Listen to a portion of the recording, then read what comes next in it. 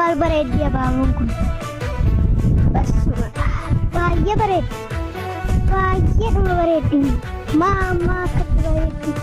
Egaa bata bocaqii gamnaa baasanii booqaa birraa nagaan geessan. Har'aa kanan isin bira dhufee garaagarummaa biyyaasii fi biyya achiin isinitti himuu dhufe. Biyyi kun boorichaan guutuu wawwaannaadha. Biyyi sun garuu jeeqamuun hin jiru nagaadha. Biyyi kun jallinaaf cubbuudhaan faalamte.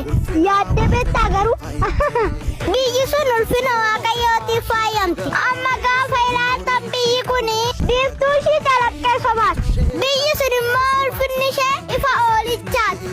Biyyi kun ibiddaan gubattee bobaati. Biyyi sun immoo garuu Yesuus kan kuulamtee as baati. Biyya haaraa, addunyaa haaraa, ijji koo arguuf jira, masiin koo dhufuuf jira.